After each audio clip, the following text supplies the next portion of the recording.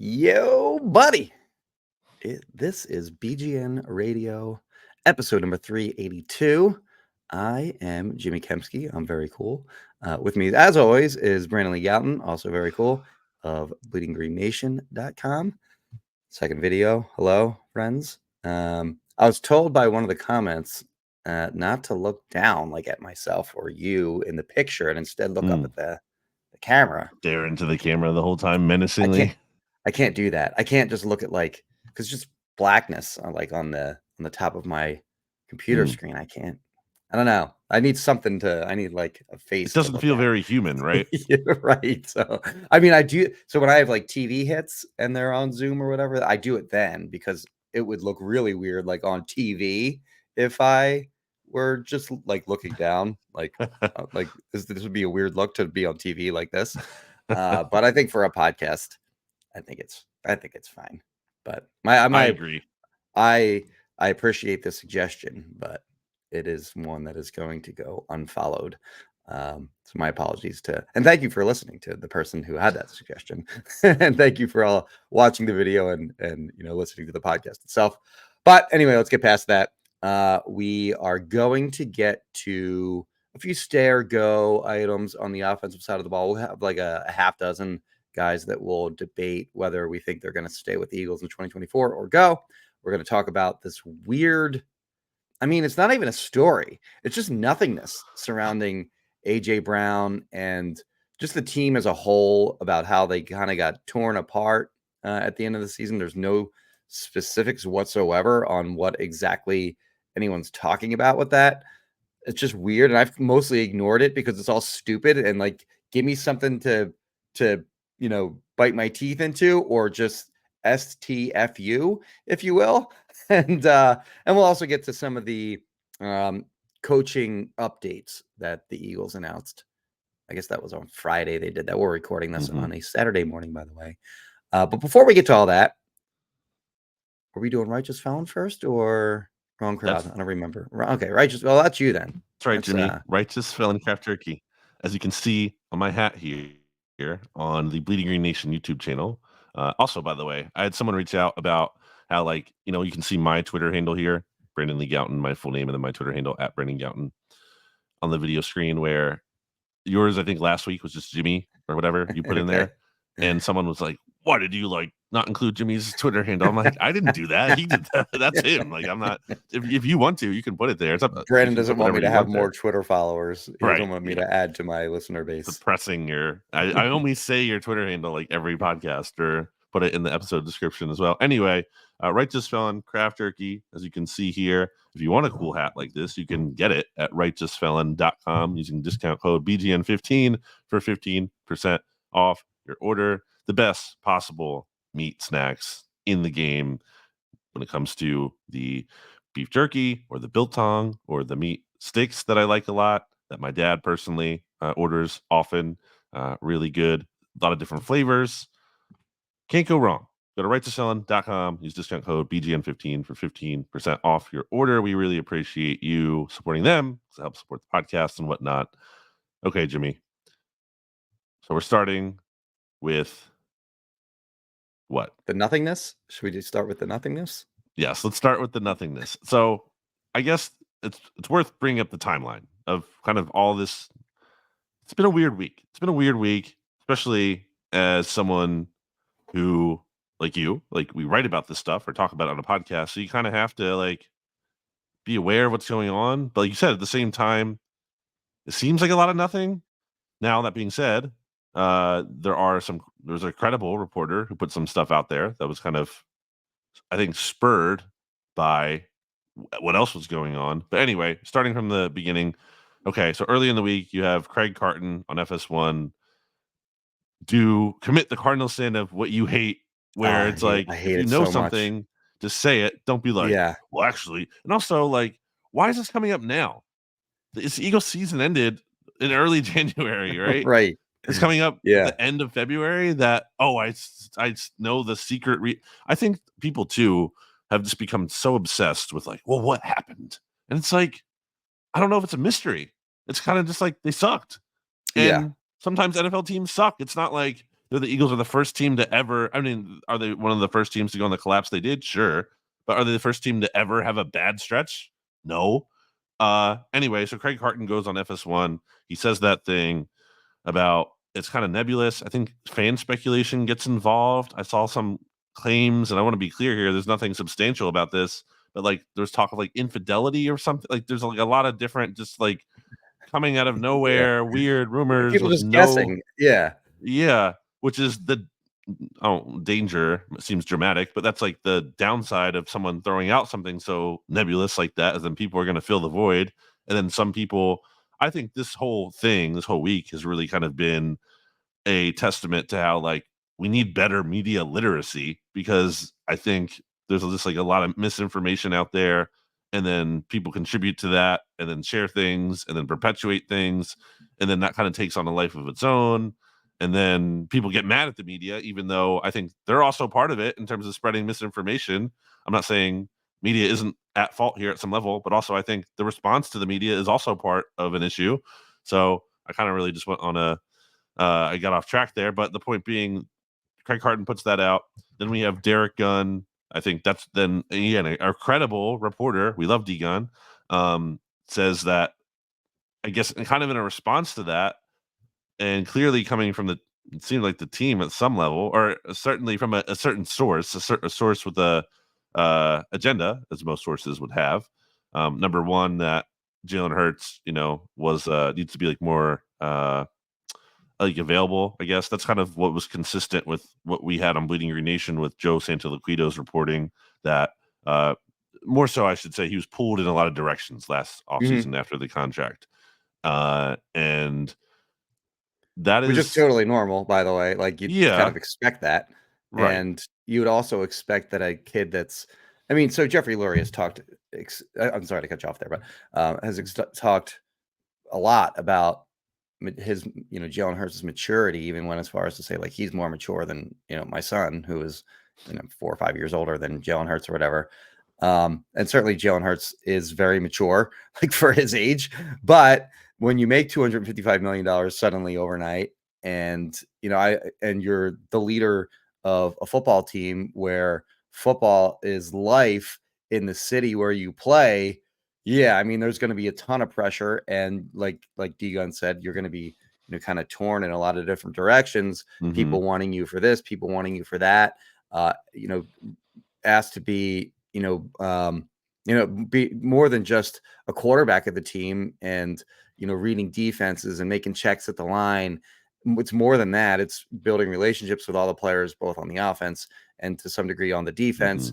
And kind of being that guy, you're kind of become something of a presidential kind of figure player wise within the structure of a team. And it's hard to do. And when you're 25, like when I was 25 years old, I could barely keep my head on straight selling copiers. So the difference between that and the weight of the world on Jalen Hurts' shoulders, you can understand where, maybe there were some growing pains with suddenly being this immense figure all of a sudden after a month. And really it only happened because he was amazing in 2022. And obviously he took a step back in 2023. And then when things aren't going well, and you're not winning games the same way that you were a year ago early in the season, and then you have the epic collapse down the stretch. Yeah, I mean, it's all going to go badly at that point, and people are going to be looking for things to point their fingers at. And then obviously, the top two guys, whenever things really snowball and go badly, it's going to be the head coach and it's going to be the quarterback. Like those are the top two guys that people are going to be, putting under the microscope. So, yeah, I mean, certainly, yeah, he's being pulled in a lot of different directions, and there's going to be difficulty.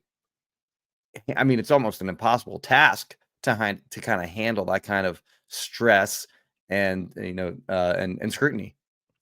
And on that, I think there's been some sentiment that that's coming at Jalen Hurts and trying to rip him down. I don't think that's the case. I think that is being put out there in a way that is sympathetic to him, and kind of agreed. Not totally trying to make excuses, but just trying to explain why he may have not been at his peak version. And also, I think there's a very high confidence level that there was a learning process from last offseason, and thus will make sure moving forward he is a little bit more focused and not being pulled as much or not putting as much attention elsewhere. So that's not like a knock on him to me so much as I think some people have been taking it.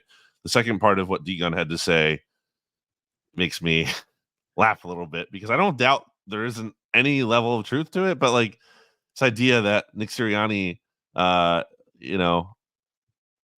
I should say what the actual report said from D-Gun was that, Nick Sirianni can kind of like get into it, as we've seen, with players on the sideline. Mhm. And Big Dom being there, Dom DeSandro, typically is a good presence because he kind of calms Nick down a little bit and keeps him in check. Which I don't doubt there's some level of truth to that, but at the same time, like, that's pathetic. Like, why is this guy the head coach if he needs a guy who is like wrangling him on the sideline like that? And also this idea that well, they just needed Big Dom back. He was there for the playoff game that they lost 32-9, right? Like, it's not like he's the magical fix. Oh, you just get Big Dom back and then Sirianni is great. Like, no, it doesn't. I don't think it works like that.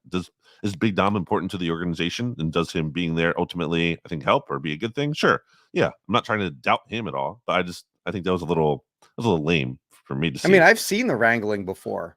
Like after the Chiefs game, you know how like you saw him coming through the tunnel and he's yelling at the Chiefs fans like who's laughing now, like who's talking now, Chiefs fans, like that kind of stuff. And you see Dom like kind of get him out of there, and then like I don't know the time frame of when that happened to when, like, because I guess on the way from the field back into the locker room, all the reporters were like in like the bowels of the stadium waiting. We kind of stand there after games just to kind of let the listeners know. We kind of stand around and like down in the bowels of the stadium for 10-15 minutes or so, waiting for the coach to kind of talk to the team after the game is over.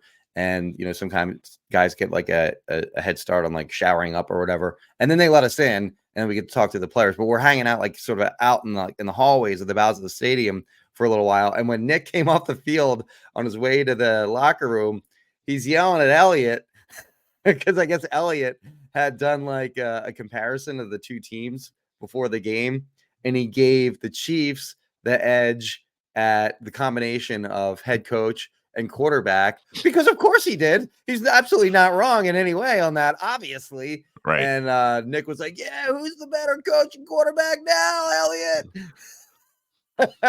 And Dom like had to get him away from, and then, again, like it wasn't like in his face or anything. Like he was like, good, like 15, 20 yards away, like yelling down to the group of reporters, and Dom kind of had to like, come on, man, like come on, get into the locker room, come on. Right. So I've seen it like personally, like Dom wrangling and whatever. I'm sure that happens constantly on the field with him trying to calm him down, maybe getting him away from officials or players or what have you. I don't think that's a reason for the season having gone south. It's a nugget. It's a nugget, maybe, like that he has to be controlled sometimes on the sidelines. But that's certainly not the reason that the season had the downfall that it did. Right. So then, AJ Brown kind of, I think, responds to, well, I shouldn't say AJ Brown. I should say AJ Brown's Twitter account, which apparently it's not even him. Got hacked during the Super Bowl. Well, he said I think somebody's squatting on it is what happened. Right. Because he shut it down, like he deactivated it. Yeah. So therefore, and someone snapped it up real quick, and they're squatting on it. Is my understanding of what happened. Yeah, like the handle came back into circulation, which screw anyone that does that. Into use go, or whatever. Go to hell. Like that is garbage. Give him his handle back, you moron. That's ridiculous that somebody would do that. I didn't expect you to care this much, but in any case, AJ Brown's Twitter account tweets out something how Philly media blah blah blah is lame, which is like Philly media isn't even the one who started. Craig Carton isn't Philly media has nothing to do with any of this stuff, right? So, but I would say not nothing, because I think some of what AJ ultimately is responding to, is some of the trade speculation, which then kind of got, and as a player, I don't know how closely you're paying attention to it in terms of actually knowing, like, well, is this just a show topic that they put on WIP, which ultimately came from like a poll, or is this someone saying, you might, like, as a player, I don't know, maybe you think that's the same thing as someone saying, I want this player to be traded, or you kind of mistake it for, you think the fans are being like, well, we want AJ Brown to be traded. I don't know. I don't know what's going on in AJ Brown's head, but he did talk on Friday. He called into WIP and I think he has control of his Twitter account again, by the way. I think he does have he said he has it back now, which I don't, whatever. Anyway, he called into WIP, and we have an article on bleedingyournation.com about what he said, and obviously you can check out the audio wherever. But it's just weird, man. I think there's, again, I think it goes back to a media literacy thing. I think it goes this idea that, and obviously I'm biased. I'm coming from a standpoint of where I am part of the media, but I don't think the media is a monolith. I don't think we all have the same goals, and it's not like we collude. Right. It's not like we get together and like decide on this kind of stuff. AJ Brown for no reason this offseason. And also what we do is very different. Like, I don't do the same thing that WIP does. That's not the same thing. And I don't think anything is inherently necessarily like wrong or bad. It's just different mediums for different people. If you don't like it, you don't have to consume it. You can ignore it. And I just think it's really gone awry. And I also think like this idea, the media does have an agenda, and I hate so much the perception that like negativity sells, because that is not, at least in my experience, I can't speak for other formats, radio or whatever. In terms of what I can talk about, like page views, podcast downloads, that is not true. Negativity does not sell. It does not. I've seen when the Eagles are bad and everything's negative, like 2020 or 2050, they take a year, whatever, and the numbers are way down and they're way higher, like a year like last year in 2022, or they're going to the Super Bowl and everything. So that's just not true. And I think anytime, someone says something negative, it's like, well, they're only doing this for attention. It's not necessarily true. So I don't know. It's been a weird week, because like, it's almost like I feel like I should be writing an article about this, but I don't even know what to say because there isn't really actually much here. So now we're talking about it on a podcast. I guess, do you have any other thoughts on the everything? Yeah, like my sports editor, Evan Macy, like, I was talking to him and he was like, I don't even know how we cover this. And I'm like, I don't think we do, because it's nothing. There's nothing to it. There's nothing. There's no story. It's just, there's just somebody's putting vague things into the ether. And what are we supposed to do with it? And like, there's nothing there. What's the headline? Don't want to like write the headline for the story. What is the headline? I don't want to give it credence either. Like, I don't want to give any of this credence, because it just leads to more of this nothing crap. Like, so let's get back to Craig Carton for a second. Like, Craig Carton used to be, he used to be on the radio in Philly, and was a producer, I think, for Missinelli way back in the day when Missinelli was on WIP. And then, Carton went on to, have a huge career in New York with Boomer in the morning. They took over for Imus, I believe. And then like they were number one in the city there for like a while. And then he went to jail for a while for some like ticket scheme. I don't know all the details of it, but he went away for a little while, came back, and now he's on FS1. But back in the day when he was in Philly, he actually came out with a report about Eric Lindros, where he said Lindros missed a game because he was hungover from the night before. And like the Flyers, I think, like sued the radio station or something like that. And later they admitted that he did indeed miss that game because he was hungover. So that's an instance where like Craig Carton came out with a pretty inflammatory, report or rumor or whatever it was that turned out to be true, but he was specific in like what happened.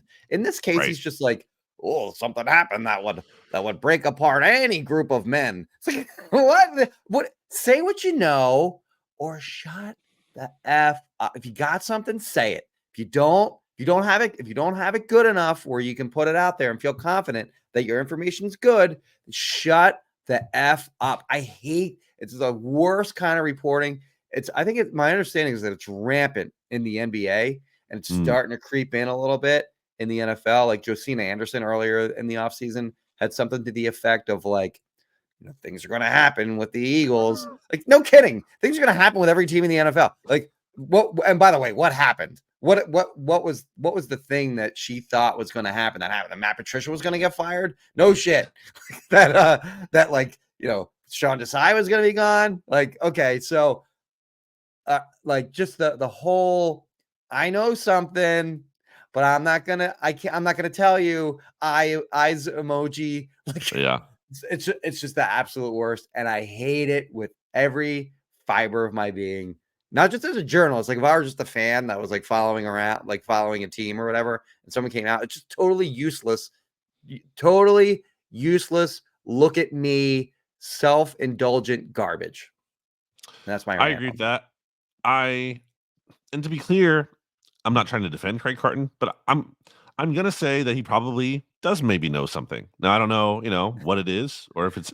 I don't think there's an idea, or it gets said a lot like that. The media just literally makes something up, and I think for the most part that is not true. I think for the vast Agreed. majority of the time, it's not just like, well, I'm bored, I'm just going to say something random and make it up. I don't think that happens. But I agree with you in the case that if you do know something like this, you should actually not say anything, or actually say it. You don't get credit. You don't get any credit for being like, see, like if Craig Carton, if something happens to the Eagles and he tries to take a victory lap on that. No, like, because if you knew it, you got to say it. Yeah, you say what happened, but what was it? Well, Because he could take a victory what lap on, specifically like, happened? to your point, like anything could happen and be like, see, that was it. It's like, okay, it's easy to Right. say after the fact. So now he did have the line about like, we'll see if a certain player, high profile player, is still on the team. I guess like that's kind of what he was more hinting at. Okay. But I don't know, whatever.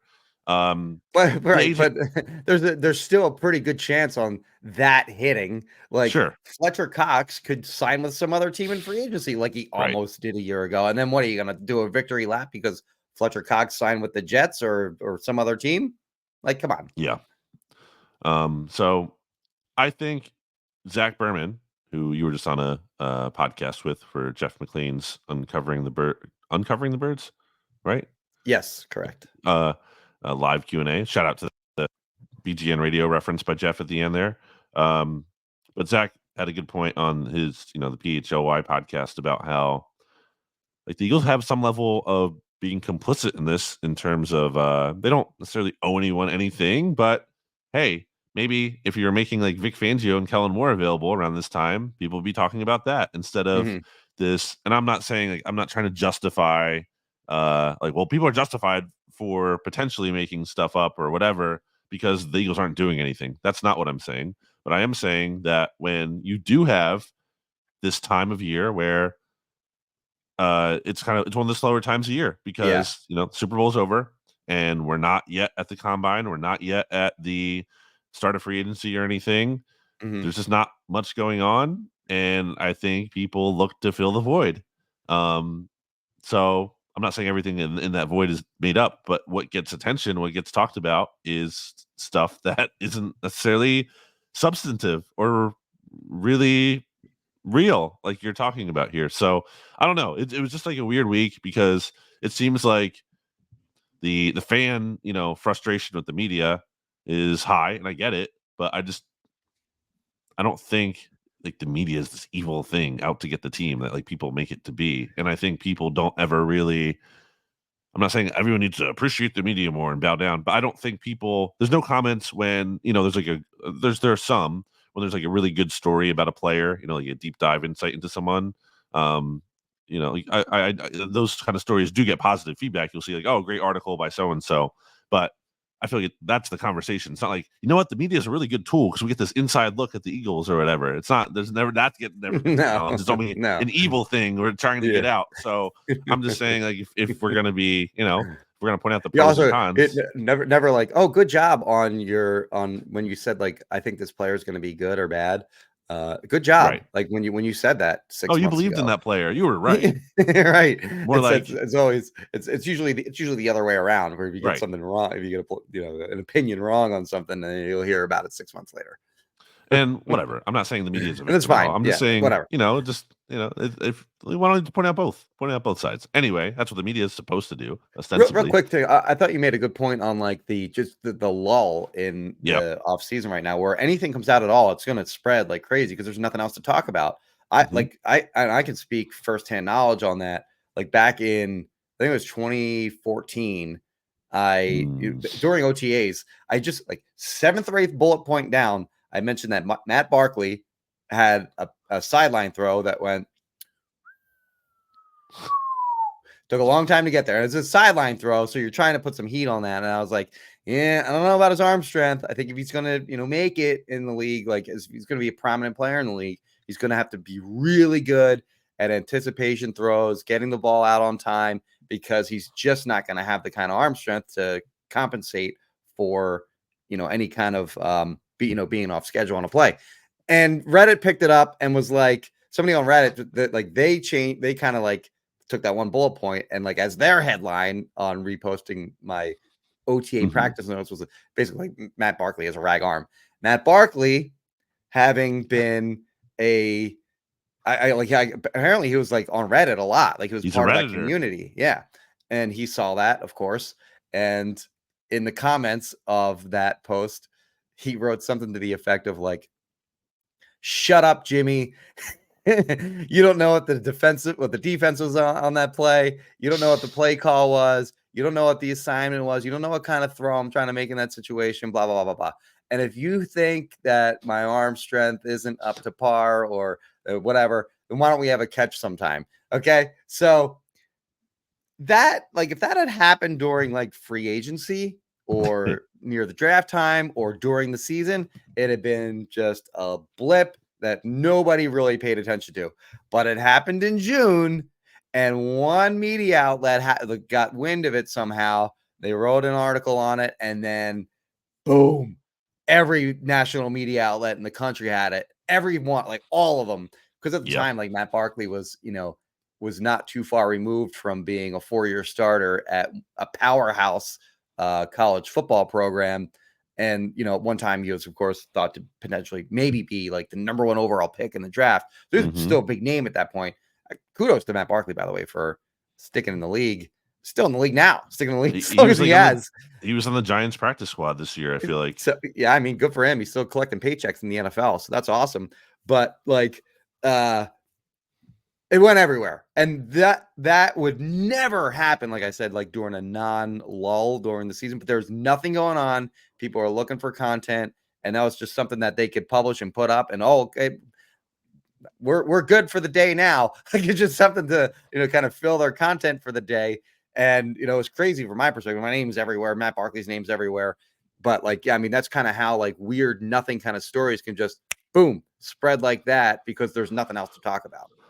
And take on a life of its own, and then the player maybe doesn't like totally get again like the proper context, or anyway, it's kind of a mess, really. It seems like a really messy thing, and I don't love it from a vibes perspective, from like the Eagles like some of the Eagles energy, like the AJ Brown stuff behind it, in terms of just like doesn't feel amazing, but I think it's quite possible that it just, like we keep saying, doesn't really matter because it's nothing ultimately.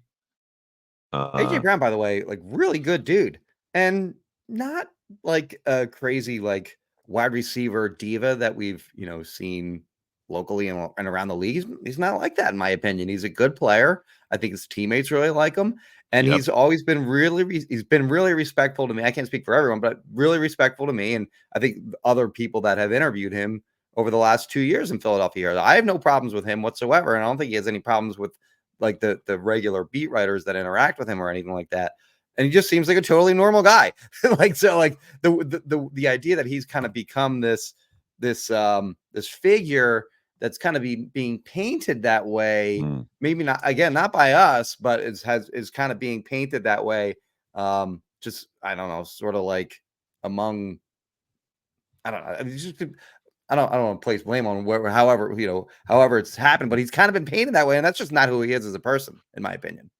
I think that's his issue. He feels, on his own words, I think what he said on WIP, he feels misunderstood, and I think he is being misunderstood. I think that's an issue. I get that, and I'm sure that. And we're talking about Jalen Hurts being young, by the way. AJ Brown's not that much older. He's also like a young guy, and I feel like, especially too, when you've been as dominant as he's been, and then you're still like, well, it's like, what the hell? Like, what more can I do on the football field to like avoid kind of getting this ire? So that's not to say he's handled every situation maybe like perfectly, or maybe he should channel some of his energy in a different way at times or whatever. But yeah, there's definitely like people. AJ Brown's a leader. He's a team captain, and he's also like considered to be a vocal leader, and think about how, he was the one who admitted he took accountability with the Jalen Hurts, AJ Brown. He said, like, we kind of freelanced at the end of that Seahawks game, like, and took a bullet for Nick Sirianni when he didn't have to, after Sirianni took a bullet for him. So also when he got the celebration penalty that they wound up winning that game. I forget what game that was, but at the end of that game, he had the celebration penalty, and whoever they were playing, they got 15 added extra yards and a chance. Or did it hurt? Was it the Commanders? Commanders? Yeah, it was the Commanders game. In Philly? Oh yeah, because he beat Forbes, and then he he put the ball down. Forbes was on the ground. He put the ball down in front of Forbes, which was dumb, and he got a penalty for it. And it could have cost him. It wound up not, but he took accountability for that too. For sure. Yeah, I'm not saying AJ's perfect here, but also you see like this clip from Peter King on WIP going around on whatever Thursday or Friday. It was like the Eagles need to figure out AJ Brown. No, they don't. It's already figured out. He's a great player. Yeah. I mean, obviously, there's going to be an interesting conversation to have in the future when it comes to paying Devontae and everything. But that has nothing to do with like AJ Brown's personality, I think, or his talent level. That's just that's like a roster machination philosophical standpoint. It's not about like he's a problem and we need to fix that. Like, just that seems to be some of the suggesting out there in this nebulous, weird reporting thing is like, well, AJ Brown's really talented, but is he part of the problem? They collapsed? No, he's not. I mean, 610. Everyone's part of it on the team, but like, he's not the place. He's not like, oh, if we need to fix it, this is the place to start. No, there's many places to start before you get down to AJ Brown. So anyway, anything else, or is that all you have? No, I think we talked way too long about a story that didn't even that's not even a story. Okay, well, let's take a break here, and we'll come back. As I said it before, getting used to the YouTube version of this. If you're here with us on YouTube, there won't be a break. If you're on the audio feed, you'll hear an ad. So, Jimmy, we will be back after this. And we're back here on BGN Radio, which in addition to Right to Sell Craft Turkey, which you can get at righttosell.com, also brought to you by Wrong Crowd Beer. Jimmy, this is some of your beer that you still have to pick up. Yeah, Phyllis, that is Dan's grandmother. Okay. It is an oatmeal stout, and we have Modern Mullets there as well. And that is a Weizenbach. I've had both of these. They're both really good. Let me read you really quickly. The stout. Weiss, I think. Like it's a Weiss beer. You're probably right. Yeah. Brewed with this is the Phyllis, brewed with a large amount of dark specialty malts and house toasted oats. The smooth, roasty ale's dark chocolate richness is enhanced greatly by caramel and oatmeal notes. This recipe was the first batch ever brewed at our Westchester location. That's not beer, that's stout. So, an OG here, which you can get by going to Wrong Crowd Beer Company in Westchester, Pennsylvania, or checking out your local beer place. And what do you do, Jimmy, if they don't have it? You go in there, you just start screaming like at the top of your lungs in the don't store. Say that. don't. No, just ask kindly. I happen to love Wrong Crowd beer, and I would love it if you got some Wrong Crowd beer in stock here, so that I can purchase the Wrong Crowd beer from you, and then you can make money and save it over time and buy a yacht in your later years. So we all win if you just get the Wrong Crowd beer in here. Seems like a no-brainer, right? It seems like a no-brainer. That's how you can explain it to the shopkeep that does not have the Wrong Crowd beer. By the way, Weiss beer, there's a place, it's not there anymore, but like on the sort of on one of the little islands on the way onto Long Beach Island, I guess it's Cedar Bonnet Island it's called. There's a place, it was the Dutchman's. That was the restaurant part. And then there was an outside part called the Quelly, where you could sit outside during the summer. And it was awesome because you'd sit out there. You have you'd be at like a table, like out on a deck that was on the bay. And and the bridge was right there too. So you'd see kind of boats coming like under the bridge each way. And people would go, like they would go to this Quelly from their boat. So they'd go there by sea as opposed to land. And it was so much fun just sitting on the deck, watching boats come in, like people like that are kind of like inexperienced boaters.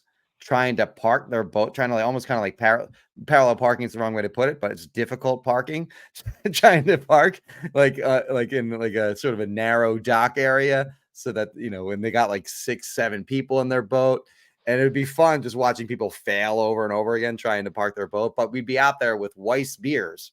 It's a great like summer kind of beer to drink outside. So probably good timing for them to put that out now. I mean, it's still late February or whatever, but spring, summer, right around the corner. I'm looking forward to some good outdoor beer time, and I feel like Weiss is a very good option for that. As I like to say, and is not the official tagline, wrong crowd is the right place to be. Anyway, let's just hit some of these coaching hires that the Eagles made, because they officially, and obviously we already knew about most of them by reporting, but the Eagles made them official. Yeah. And they had already officially confirmed the Kellen Moore and Vic Fangio hires, but these ones I'm about to say, there's 11, are all now done and dusted. I'm just going to run through each of them, and I guess interrupt me if you want to say it. I mean, so TJ Paganetti, the Eagles needed an assistant offensive line coach, and he's worked with them before, so that's pretty chalk. Ronell Williams was the Eagles Nichols coach that they brought in last year. He's actually been moved over to Eagles assistant linebackers coach / defensive quality control coach. That kind of seems like a demotion, or at least, I don't know. I mean, it depends on how important that Nichols position really was in the first place. That's fair. I mean, it seemed like it actually wound up being pretty important last year because they lost Maddox and they lost McPherson, and they were trying to convert McPherson sort of. I mean, he played slot some in college, but he played outside almost totally with the Eagles in his first couple of years, and they were making him into a slot. Then he had to deal with guys like Eli Ricks, and Sidney Brown got a chance at nickel a little bit, and Bradley Roby. So there was a lot of there were a lot of guys in and out of that slot spot all year. So Nichols' coach actually made a lot of sense, but they really struggled at that spot last year, and maybe not probably had nothing to do with coaching or whatever. They just had a lot of guys that couldn't really do it. So that's a spot that they got to fix this offseason, by the way. But interesting that they did away with that position. I guess Vic Fangio just didn't have any. Probably has never had that before. Didn't feel the need for it, and they probably liked Ronell Williams enough to keep him instead of just saying we don't want the Nichols coach anymore. You're fired. Bye. So they found another home for him somewhere. So I think that just says something that they do like that guy, but they don't want that position. Could be a case of him wanting to stick around potentially too, because he's a Chester, PA native, so might just want to be closer to home. Just a speculation there, but so there's that. I think it's worth bringing up, like, he's one of the very few people from the defensive staff last year who will be back this year, obviously in more of a minor role relatively to everyone else. But it's not a lot. I mean, they mostly gutted the defensive staff, with the exception of someone also like Tyler Scudder, who was the assistant linebackers coach. He got promoted to that last year, kind of is now down, quote unquote, if that's what it is, defensive quality control coach. People have been, myself included, kind of wondering about this title that the Eagles kind of rephrased Tyler Yelk from Eagles assistant to the head coach to Eagles head coach quality control, which also just kind of funny with the timing of like the D-Gun Big Dom thing. Is that kind of what sounds like what Big Dom is doing on the sideline, really? Yeah. But I don't know. I got a little clarity on that. I actually asked the Eagles about that, and it's basically just he'll work with Nick is basically what it is. Like, quality control guys are. This is probably. I hope this doesn't sound like an insult, but they're like they're way more glorified intern is the wrong way to put it, but they're doing like a lot of sort of like the crap work on the coaching staff. But that's a guy that'll be tied closely to Nick. He's not controlling Nick in any way, not wrangling Nick in any way or anything. He's basically there to assist Nick, and then I'll also have some other quality control responsibilities as well. But that was actually sort of a promotion for him. That is the way that it was communicated to me. So it's actually a little bit of a step up for that guy. Then we have Doug Nussmeier, who we already knew about and was pretty much like a lock to be hired ever since the Eagles hired Kellen Moore, because they've been together in Dallas, and then they were together in LA. It'll be the Eagles' new quarterbacks coach, replacing Alex Taney. Worth noting that Nussmeier is like way more experienced coaching quarterbacks than Taney, and I think that's not everything, but I think the Eagles are leaning on that, the fact that this is someone who has a lot of experience. And then, in addition to Nussmeier, another Cowboys Kellen Moore connection is Kyle Valero, whose previous title in 2022, when he last was on staff in the NFL, was Dallas Cowboys quality control coach and analytics.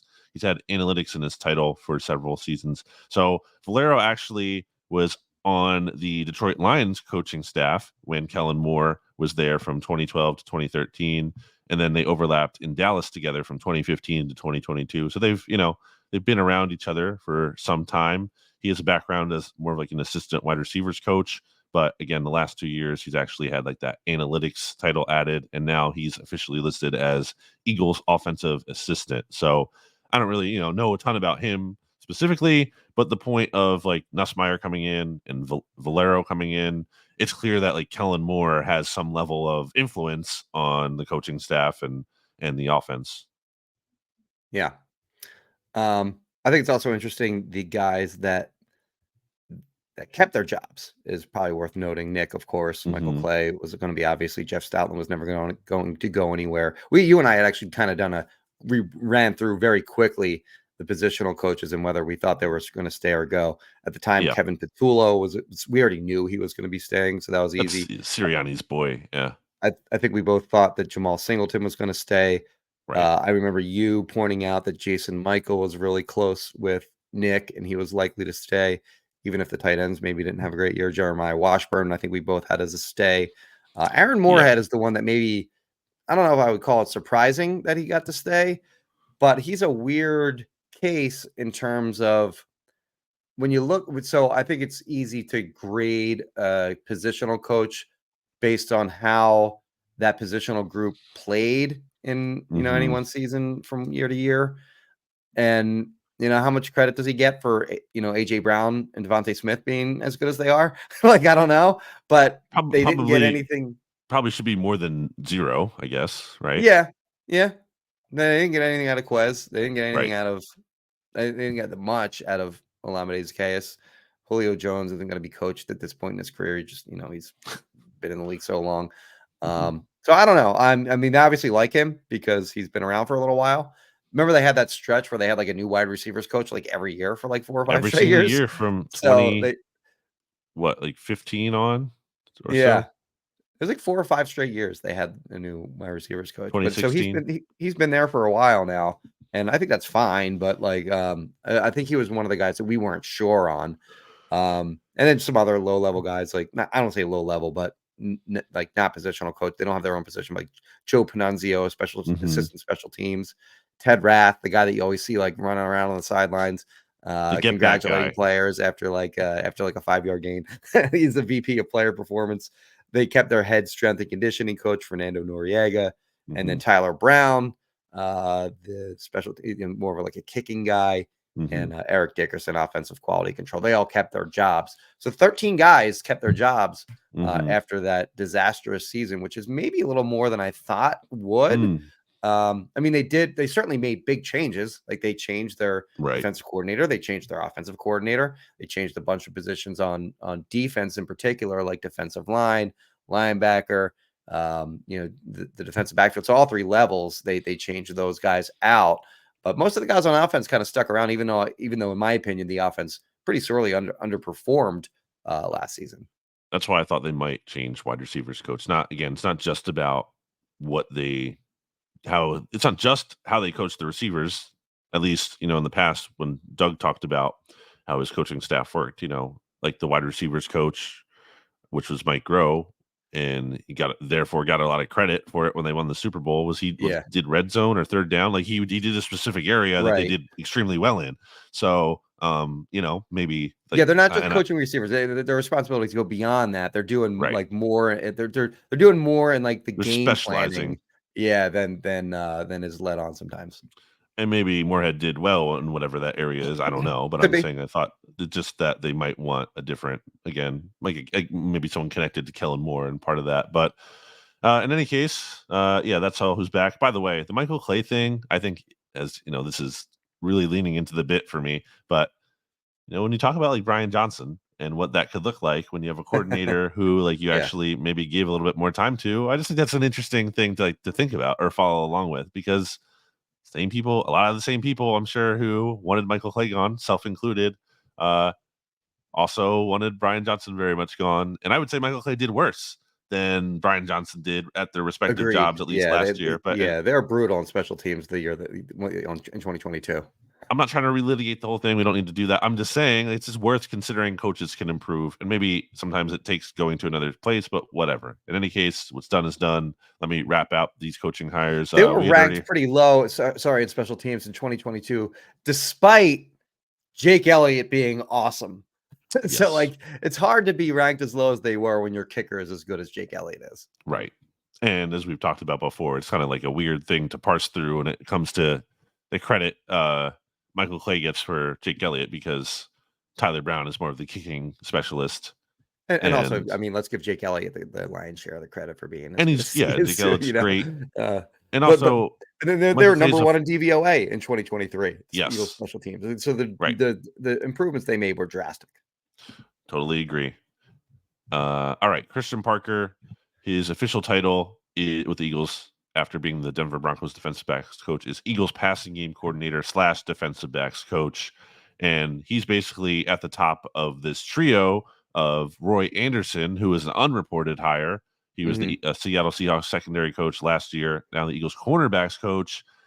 And then the Eagles also have Joe Casper, who had been in Philly the 2 years prior to last season and then was the Miami Dolphins safeties coach, is now the Eagles safeties coach. So the Eagles have at the top their defensive passing game coordinator, defensive backs coach, and then a safeties coach and a cornerbacks coach. So a little bit more of like a specialty thing going on there. And also the Roy Anderson thing is like slightly interesting in that he overlapped with Vic Fangio both in Baltimore from 2006 to 2009 and then in Chicago there from 2017 to 2018.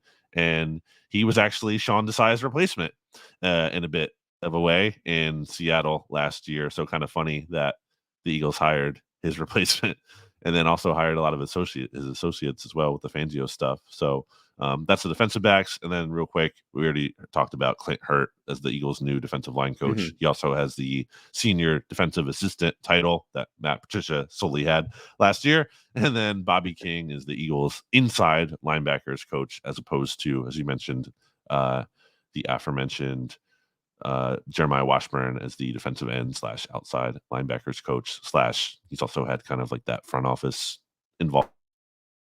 Parker's the interesting one to me. The past too. So, boom. Oh, sorry. You cut out there for a second. I thought you were done talking. No, anyway, that's it. Like, boom. That's all the things. Parker's the interesting one for me because, he also got passing game coordinator in addition to the defensive backs title.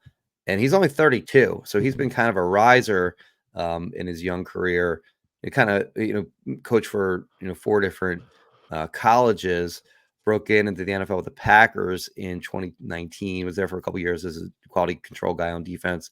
Last 3 years, DBs in Denver, and now he gets this promotion with the Eagles. Of course, in Denver, I don't know how much credit you give him from Patrick Surtain and Justin Simmons, but both of those guys had a pair of All-Pro seasons under his watch. So he didn't mess them up. Is one way that you can maybe put it as a check mark in his favor. But he's a young guy and seems to kind of be on the rise. And obviously, Vic Fangio likes him.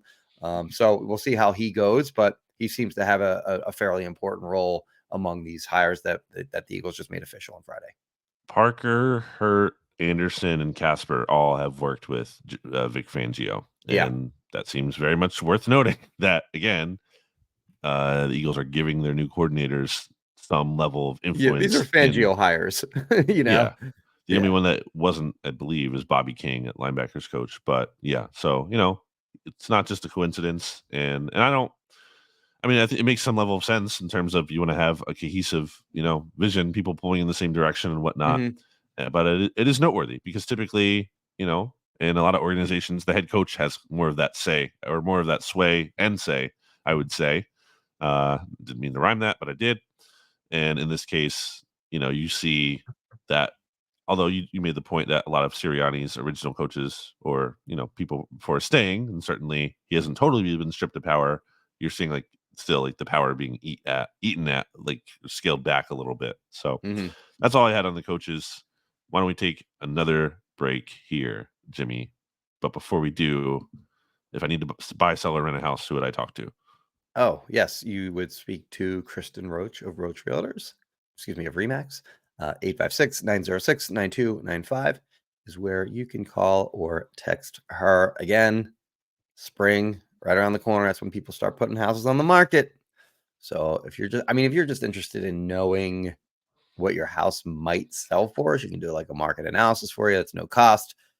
Again, 856-906-9295. Call or text her there for any of your real estate needs. Brandon? Back after this. Back here on BGN Radio. We're going to finish this episode with some stay or go.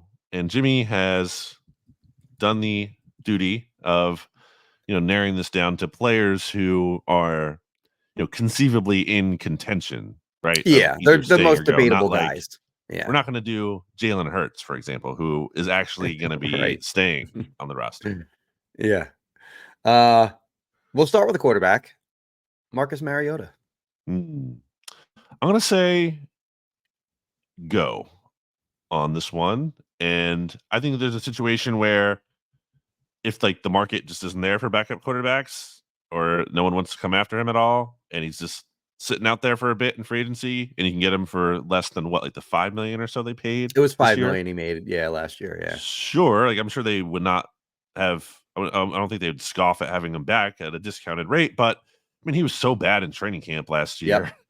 He wasn't like terrible when he actually had to play in games, but small sample size.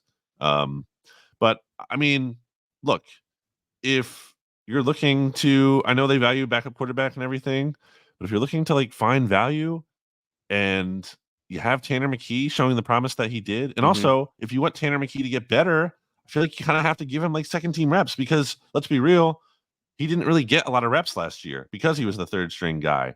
And if he was getting them, he's also playing with guys who like aren't really gonna make a practice squad even necessarily. So it would be really nice to me to actually see what Tanner McKee can do if you gave him more second team reps, if you gave him, better talent to work with in practice.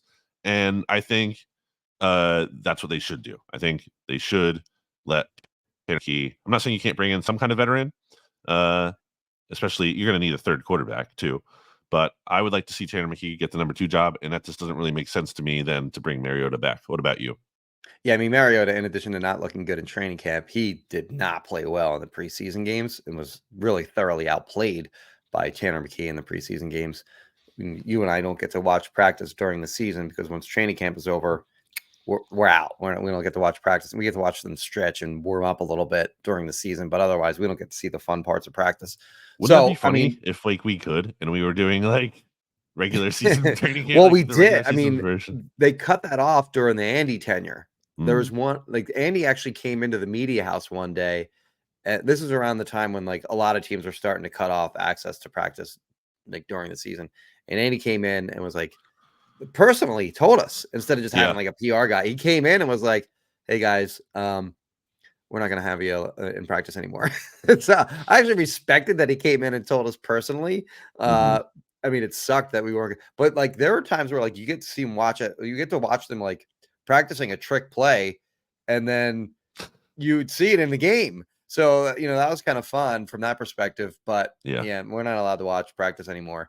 Anyway, so again, the point I was going for on that was, we don't know what Tanner McKee looked like throughout the season in practice, whether he continued to get better or whether, it's just, I don't know, he got hot during training camp or the preseason or whatever, and just kind of fell off a little bit thereafter. So again, that's kind of an unknown, but I'm with you. Like, he seemed like a player worth like it was very, he very quickly made the team. in training. Like, it was like, okay, that guy's going to make the team. Whereas, like, Clayton Thorson in the past, you're like, that guy is not going to make the team or shouldn't make the team. I think we even saw that in OTAs. Like I was saying last year, like I saw enough in OTAs alone to know that, okay, this isn't Clayton Thorson. Yeah, like this guy's going to make the team, and and there's a debate whether he should be the 2 last year, like during the preseason when he was thoroughly outplaying Marcus Mariota. So yeah, I'd be in on giving him a chance to be the number 2. But even if he's not, I feel he can get a better quarterback for what Mariota cost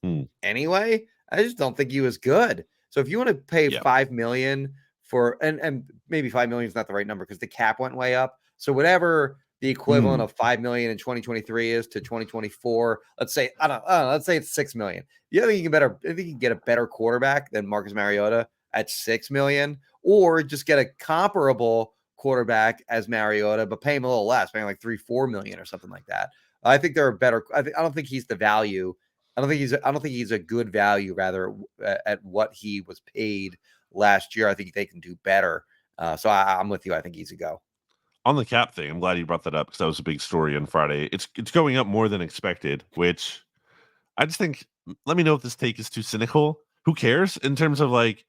It's not like, oh, the cap went up. Now the Eagles have way more money to spend than other teams. Yeah, it's everyone all relative. does. Everyone's cap space went up. So it's not like changing anyone's spending power.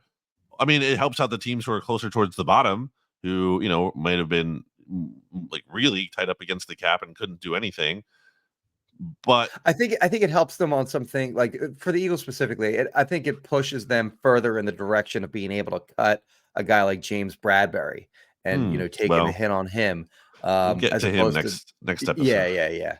Right. Yeah. But yeah, I mean, so I think it helps the cap strapped teams that really weren't going to be able to maneuver and do anything. I don't think the Eagles were in that category anyway. I think they had some maneuverability, but I think it does help the Eagles in this case, whereas it doesn't really help the teams that have a buttload of cap space anyway.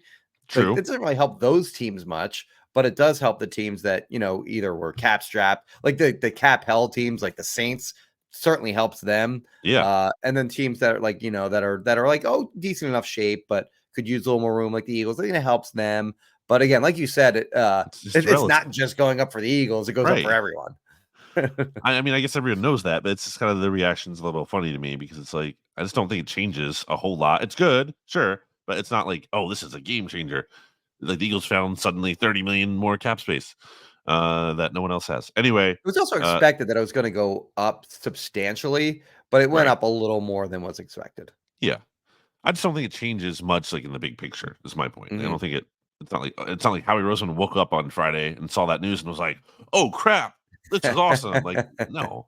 Anyway, what's your next player? DeAndre Swift.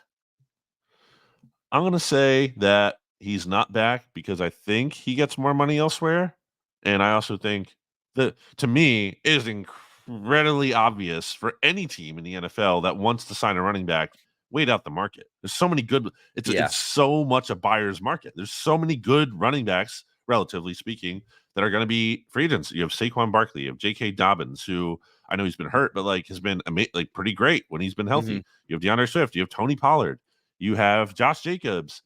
Who am I? Austin Eckler is out there. There's so many free agent running backs. DeAndre Swift, obviously. There's so many free agent running backs. Derrick Henry is out there. There's so many running backs on the market that it would be incredibly foolish to rush to sign one when you can just wait. And also, not just even the nature of the position where people aren't paying those guys anyway for the most part. So there's no reason to get a jump on the market. Just let the market speak, because who cares? Who cares if you sign DeAndre Swift versus whoever, another one of those guys at some level? I don't think it's worth, paying a premium to make sure you get that guy, your guy, as much as I'd rather just have the better value ultimately. So I'm going to say go, unless every team does that and all of a sudden there is no money for running backs and he decides to come back to Philly on a 1-year deal where he's from. But that's the only way I see him back. Yeah, agreed on that. And you look back to last year, the way they handled Miles Sanders. Miles Sanders made the Pro Bowl, just like DeAndre Swift made the Pro Bowl this year. Miles Sanders actually got oddly enough, got the best contract among all the free agent running backs on the market last year, and still to make that much. I think it was like 4 years, like 24 million Yep. or something like that. And which Yeah, I and don't how'd think it that was, go? and it'd be like 6 million a year, or whatever it was. And he had a terrible season for the Yeah. Panthers. But like, that was too rich for the Eagles' blood. And he made it pretty clear, like he wanted to stay in Philadelphia, and the Eagles didn't seem to sort of share that sentiment. And might he have come back to the Eagles for a tiny bit less? Maybe. I'd say even probably, but I don't know. The Eagles didn't seem interested in, matching that or anything close to what he made in Carolina, which again wasn't that much, just 6 million a year.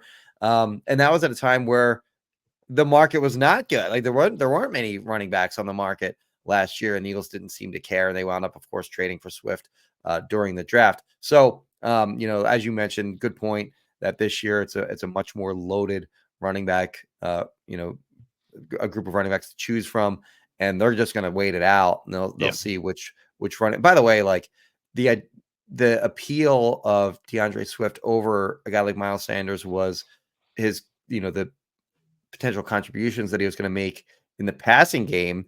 Just didn't see it. I don't know if it was Swift's fault or if it was the scheme's fault. I probably lean toward the latter. Agree.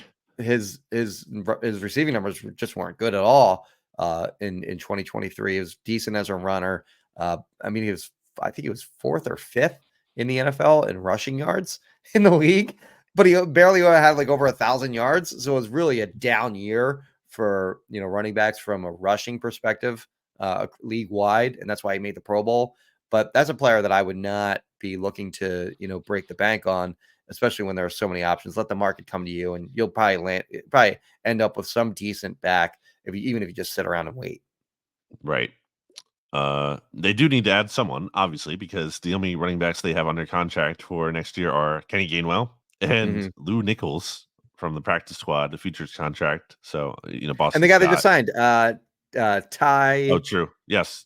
Ty Davis Price. Yes. Thank you. But I don't think that guy's any good because I was looking at his numbers from both like college and the preseason. Yeah. 49ers, like they're not good numbers in the regular season. So maybe he He's is. got good but, size, has some explosiveness, but yeah. his yards per carry at LSU were like 4.6, which is fine in the NFL, but in college that stinks. Like for guys like probably going to go to the pro. Usually, like guys that get drafted are you want to see them like over 6 yards per carry in college is ideal.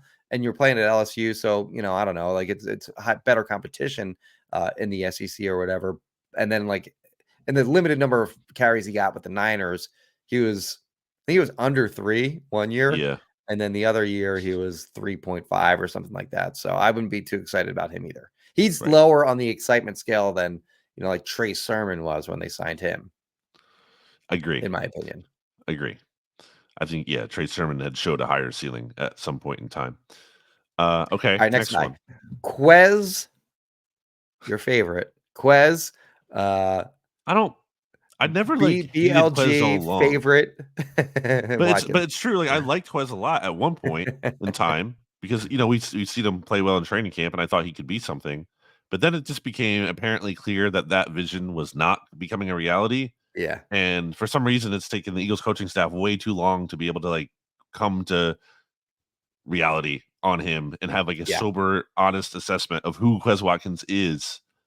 And I'm going to say go, in part because I think he wants to go too. I don't think he wants to be back here. I think he wants, probably even if the money is similar, I think he'd actually rather go, whereas some guys would rather stay and not uproot their life. I actually think he would rather go to somewhere else where he feels like he might be able to get like more of an opportunity because he knows what the deal is here. Even if he thinks he's great, his perception is going to be that, this team, the offense runs through AJ and Goddard and Devontae. So just, he's not going to crack the top 3. And, really he's behind that too with Swift last year. So I think he's going to find an opportunity elsewhere. Yeah. I mean, they benched him at the end of the year too. At one point he was basically like wide receiver 6. Like he was in behind Britton Covey at one point late in the season. So he should have been. The Eagles eventually did realize what fans and the media already knew for a while, which is that bad things happen when the ball went his way consistently over a period of a couple years, and they finally benched him. And I think they're out on him as much as he probably also wants out. He's a clear go for me. And also say, throw in here that Julio Jones, I expect to be gone as well. Yeah, I mean, he might just retire. Like, wasn't really doing much. He had what should have been the Julio Jones game against the Cardinals, and then turned out not to be. But he got to. He's going to join guys like Art Monk, James Lofton, Mark Duper, who like played for the Eagles really late in their careers after long after they were the players that they once were. I wonder. This is like, so who cares? But I wonder if, like, when Julio Jones does go to the Hall of Fame, will the Eagles like tweet out / and or like write an article? I bet they do. Like, they probably do. They will. Do.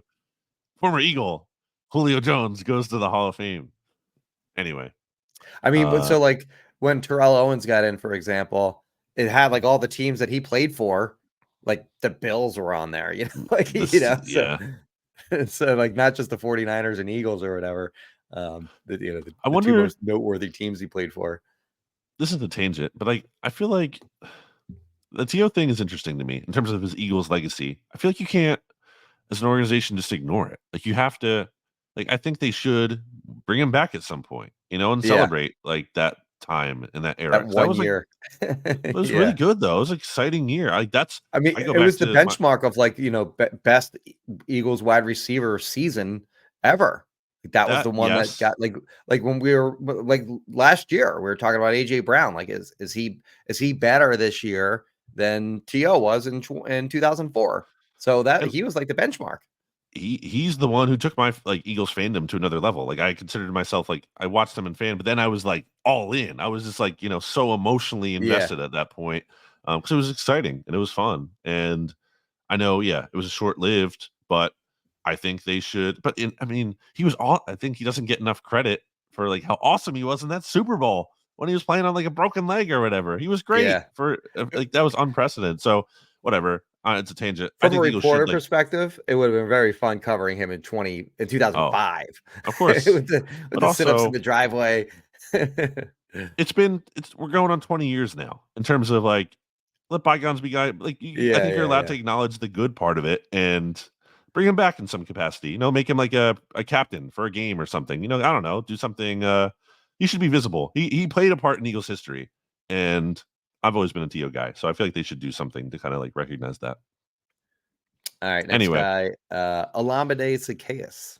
I think he should be back, and I don't know if he will, because kind of just seems like the mold of a player who, it might just be a situation where, like, if it's not an obvious stay, they might just kind of let him go, or maybe he feels like he can find a bigger opportunity elsewhere. But if I was the Eagles, I would keep him and I would get him more involved, because very much unlike Quez Watkins, good things happened when Olamide Zaccheaus got the ball.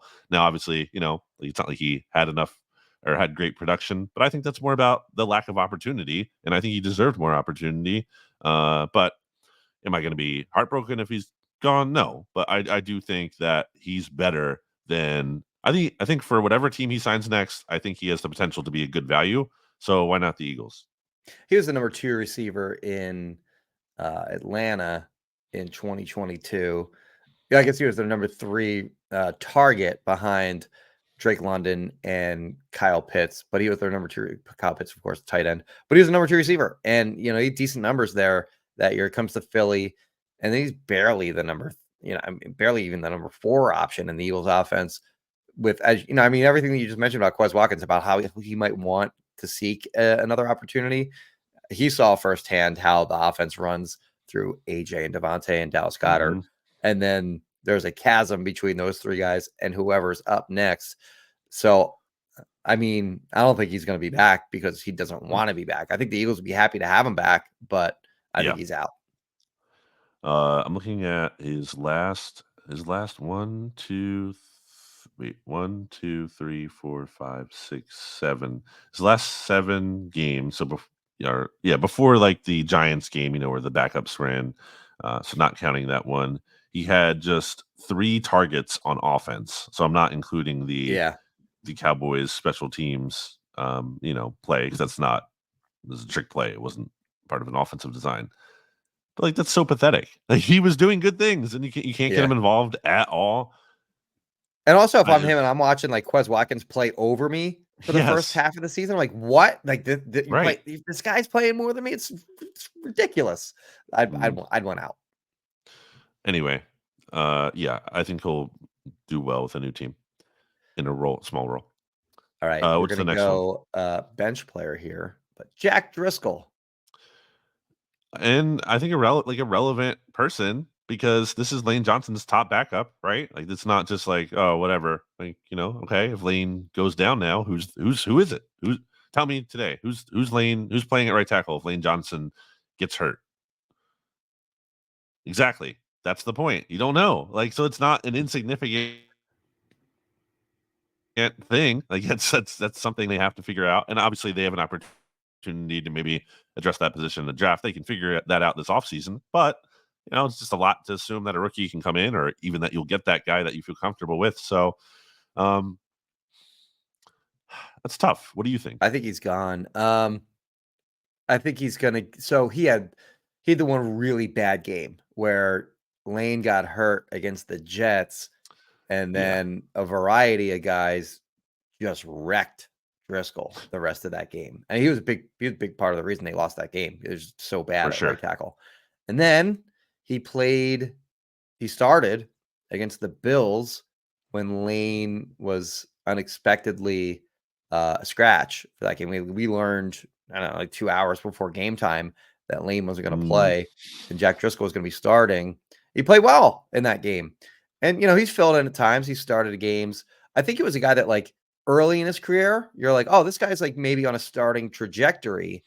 And then he wasn't at some point because he never really got better, in my opinion. But he's a versatile player. He's played right tackle. He's played right guard.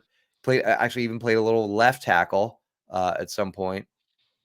So I think it's just going to be a matter of some team's going to be able to pay him more than the Eagles can afford to pay a guy that they know is just going to be a backup only.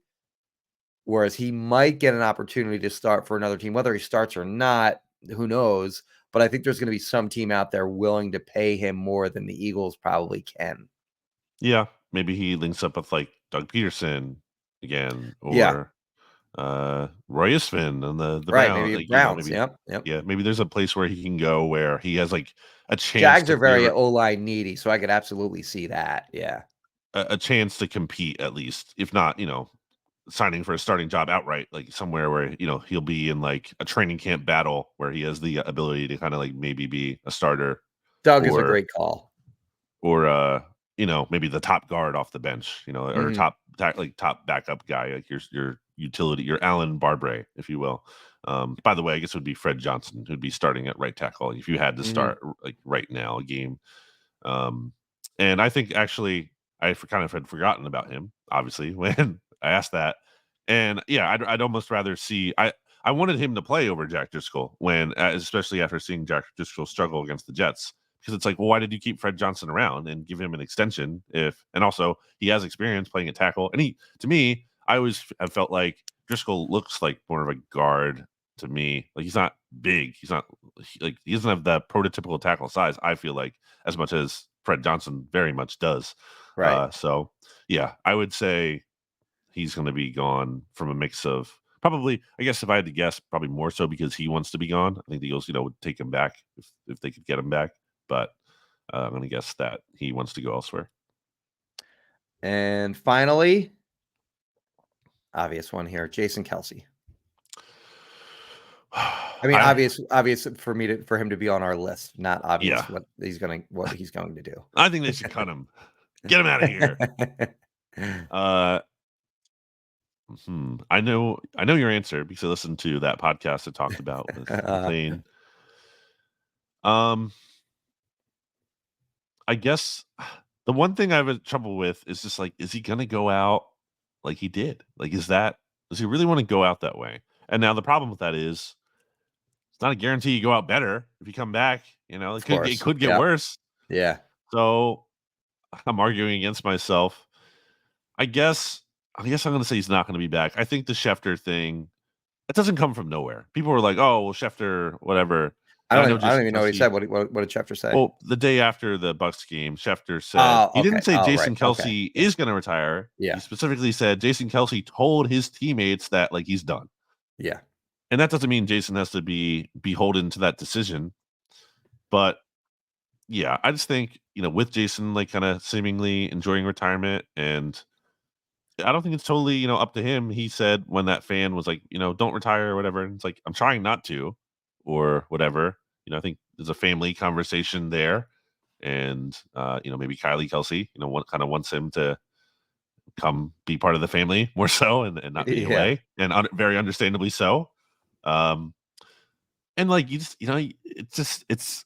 so grueling, and he just has this unparalleled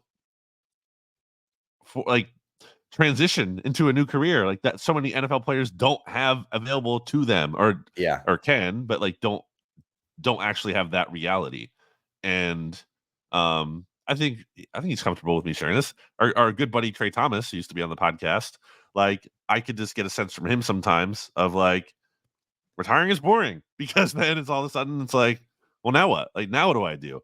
Yeah. And Trey would be like, wife wants me out of the house, man. Because it's like she doesn't want me hanging around at home. Like she's like, go do something.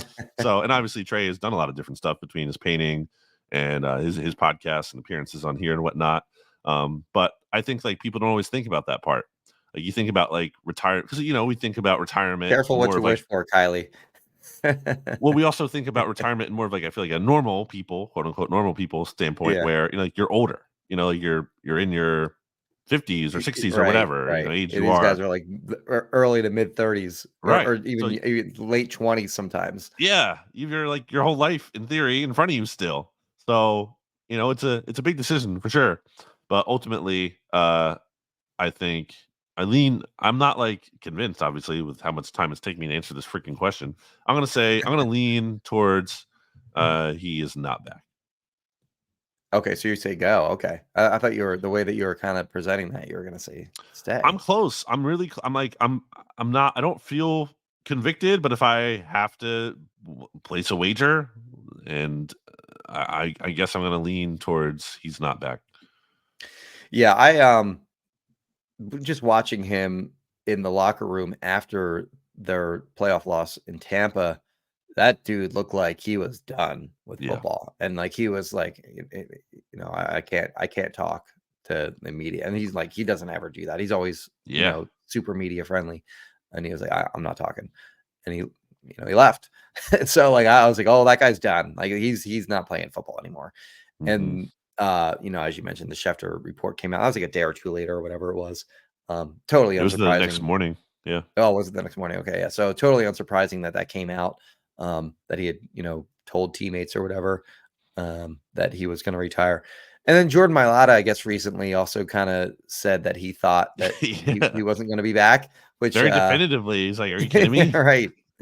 So I think the evidence is kind of there that he's probably not going to be back. Mm-hmm. You never know. I mean, these guys, it's hard to give it up when you love playing the game that much, and it's beyond just playing or whatever. It's the camaraderie with the other players in the locker room and that kind of stuff. And it's hard, like you have that lifestyle for so long, and it's hard to imagine the idea of being without that after you've done it for as long as Jason Kelsey has. So I don't know. We'll see. But I lean strongly toward him not coming back. Zach Berman actually made during that podcast that, he and I and Jeff McClain did. He made the point that I guess he was listening to the Chris Long podcast, and Jeff Fisher had advised Chris Long near the end of his career, like, don't retire in a month that begins with J. So like, don't retire in January when you're really beat up from the season and, your body's worn down, and you might make a decision based on how you're feeling in that moment physically. And I think a lot of guys might retire if the decision had to be made in January. Yes, like a lot more people would retire. And then don't retire in like June or July, like when the season's right around the corner, and maybe you don't feel like doing it at that point, or I don't know, whatever. So make your decision, when you've had it, when your body's feeling okay, but you're not right up against the season, and when you can kind of think clearly about how what you want to be going forward as a person, as opposed to just being a football player. And he has that podcast, which is obviously immensely popular.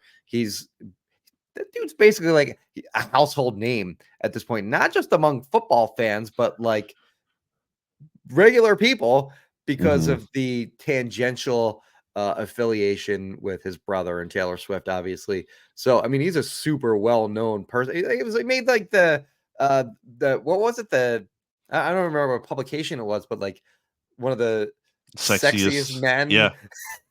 Yeah. Like the top 100 sexiest men. Yeah, up there with like Timothée Chalamet and who else? Like, celebrities. Imagine being on that kind of list, if you're Jason Kelsey. So like he's not going to be out of the spotlight when he retires. He's very much going to be a notable personality. I'm sure he could find any kind of job he wanted as like a commentator if he wanted that. Well, there were rumors about that when he was out in Vegas, that he was like interviewing with some of the networks. He's done like media, schooling is probably the wrong way to put it, but like media training with other players, that kind of stuff. So, he's already kind of had that on his mind for his post-playing career. Whether that's like as a guy that's like in the studio, just talking about the game or whatever, or actually calling games as a commentator up in the booth. I think he could do any of it because he's smart, and obviously he knows football inside and out, and he's very and people love him. He's very articulate. Obviously has like a insanely popular podcast where he talks a lot on that. So there's no doubt that he could do it. I think he's gone. Like I think ultimately he's going to realize that his body and his health, it's not worth risking it, doing another season when, as you mentioned, there's no guarantees of, any kind of success with this Eagles team going forward. So, I have him as a go, but it wouldn't totally shock me if he came back, because, it's hard to give up. Yeah, I don't think it's impossible. And I think the money, is relevant here. I think maybe less so in terms of you might be able to get it elsewhere, the broadcasting and whatnot. And that's ultimately part of why he would. I don't think Jason Kelsey is solely motivated by money, but when the rumors of him first retiring started after the 2018 season, right? To be fair, like really, that's kind of when it really, I think there was a report out there at one point that he had like his family members had like said that Jason was going to retire. I think that was like after the 2018 or late in the 2018 season. Well, I bring that up because like when you look at the cash paid on his over the cap page after that year, like you went up from, $6 million in 2018. And I remember they redid his deal, I think a little bit early 2019 to 8.5 million. And all of a sudden in 2020, when, all these years are like, is he going to retire? Is he not? 11.5, 11, 13, 14.5. So, that's a factor too. And being the highest paid center. And I think that's part of why, I know he has good communication, good relationship with the Eagles, but it still is a contract negotiation, and you want to have your leverage, right? So, if you want to get the most money, you kind of have to at least at some level like, look like you might not come back, because then the Eagles give you a lot of money to then come back. So, even if you do definitely want to come back, you don't just say that, right? Because then it's like you're ruining your leverage at some level. Not that the Eagles still wouldn't pay him a lot, but I think you owe it to yourself to maintain leverage. So, I think that's part of it. And like in terms of like it's a big offer to turn down. Now, again, it might not matter if he has money elsewhere coming in from broadcasting. It doesn't matter as much. But still, like, if you're looking at this based on recent years, I'm sure he might get like 15, 16 million now or whatever. If you're looking at that 1 year, $16 million, it's a lot of money to turn down and say no to. So that's why, to the point of like why he could come back. Again, he might not need that as much, so considering he can get it elsewhere, but it's not nothing. It's not like not anything to sneeze at. That's, by the way, we've had a lot of media discussions on this podcast episode too. Don't break somebody's retirement. Let them announce their retirement. Why is it your place to, like? I mean, I don't know. I disagree. Yeah. Okay. I mean, it's not. Is it cool? Am I going to say it's cool? No, it's not. But like, I don't know. It's Schefter's job to do that. So like, I don't blame him for doing his job. I had Brandon Brooks's retirement. I had it. Like I knew he was retiring. I knew but beyond him retiring, I knew he was going to be taking business classes at Penn. So I had more than just he was going to retire. And I actually went to him and the Eagles, and I was like, "Look, can you like?" I asked Brandon first. Texted me and reply. Like I was like, "Hey, can you like, can you just talk to me?" And I'd like to get some background. Again? Brandon Brooks. No, I'm saying like he's like texting you back. Oh yeah, I'm kidding. Yeah. Who is this? No, actually, during his press conference, when I asked my question, he apologized during his. I'm sorry, I didn't get back to you. He said like during his retirement press conference. No, yeah. But anyway, cool. He wouldn't do that. Yeah. He just didn't. He just didn't. He didn't want to. I think he was afraid by like if he replied, then I was gonna say, oh, he's definitely retiring, and I'm gonna put it out there now. And he wanted to announce it himself. Sure. But I just wanted to talk to him, like get background so that I had a story ready to go for when he announced it. And then I asked the Eagles for their help on that, and they weren't very helpful on that either. But I didn't break it. I let him retire on his own. I let him announce it on his own because I felt like that was something that I get what you're saying. It's not like a cool or fun energy to be like, to preempt it. But I don't. Again, if a reporter who's supposed to report on the NFL gets that information and like, I don't know. And you're working for ESPN. I don't like defending. I'm certainly not saying it's what's the word I'm looking for here? I mean, he's well within his right to report that or whatever. It's especially not, again, he didn't say he was retiring. Or anything. He said that he told his teammates he was retiring. There's a difference there. Like he might not retire, but that doesn't mean he also has no relationship theoretically with Kelsey either, as far as I know. Like he doesn't know him personally. I assume. Maybe he does. I don't know. I don't know. So there's none. I mean, I knew Brandon Brooks, so I wasn't going to screw him over and be like, "Hey, he's retiring." I'm like, screw you, Brandon Brooks. You're not announcing it. I am. I'm me, the reporter that you've talked to, a couple dozen times. That I'm going to announce your retirement. Take that. So I don't know. Whatever. Maybe like that. I knew him a little bit. Factored into my. I miss Brandon Brooks. Good dude. Yeah. Anyway, I don't know. I talked to him one time. Got into so many media debates here, but yeah. Anyway, I didn't feel comfortable breaking his retirement. I felt like I would feel bad about it later, and it wasn't worth the the page views that would come with it, or like people citing me or whatever on the articles. That that wasn't worth it to me on how I'd feel about it later. Yeah, I get it. That makes sense. It's not like, oh, I'm the guy. What are you gonna do? Like put that on your resume? Right. Nobody remembers it a week later anyway. Like who cares? Yeah, especially stories like that. Yeah, that where it's also just out anywhere. It's not like this bombshell thing that no one else was gonna find out, or I think a lot of people assumed he was gonna retire anyway. So it wasn't like it was a surprise or anything like that. Yeah. But yeah, one of my most favorite stories I did on BGN was with him talking about how the Eagles culture was different from like that.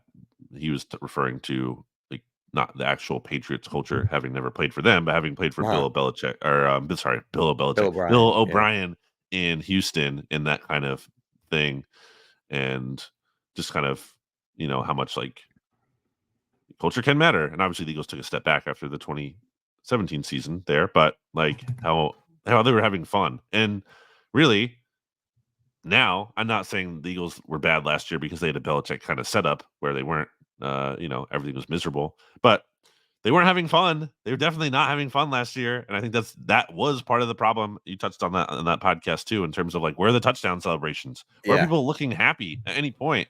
And that was actually brought up in the Mike Garafolo reporting on Jalen Hurts, like needing to be more available to his teammates or whatever. He said the Eagles like felt good about how Jalen Hurts, they wanted him to have fun at the Pro Bowl. Be like, go to the Pro Bowl and like have fun, like show your personality, like goof off. Like it's okay. It's okay to enjoy this. Like obviously, you want to work hard and everything, but you have to have fun at some level too. And that clearly was not Eagles. The 2023 Eagles were not fun to watch. And in no small part also because nothing was fun about it. Yeah. They weren't having fun. Okay. Anyway, any final thoughts, Jimmy? No. Combine is. I said no, and then I started to go into a final thought. Nope. Here's what I got. So are you going?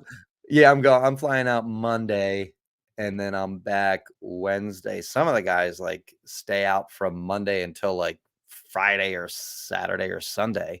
That's too long to be in Indianapolis. I'm a little quicker. I go in for Nick and for Howie. That's and right. then for like some side things, I'll go out at night. It's actually a great place to go out and, just kind of talk to a lot of other people around the Network. league and, hear rumors and stuff like that. So it's good information gathering event, the Combine.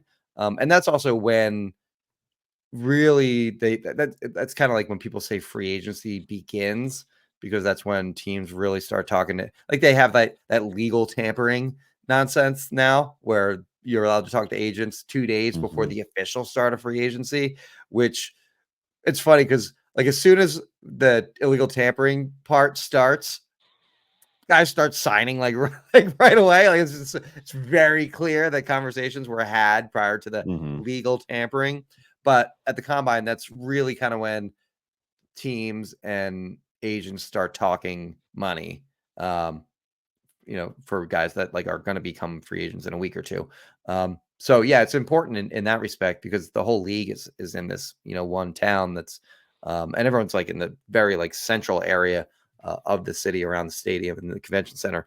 So I don't know. It's a cool event from that perspective in that, you can get some information there and certainly information will come out of the talks that we have with Nick and Howie.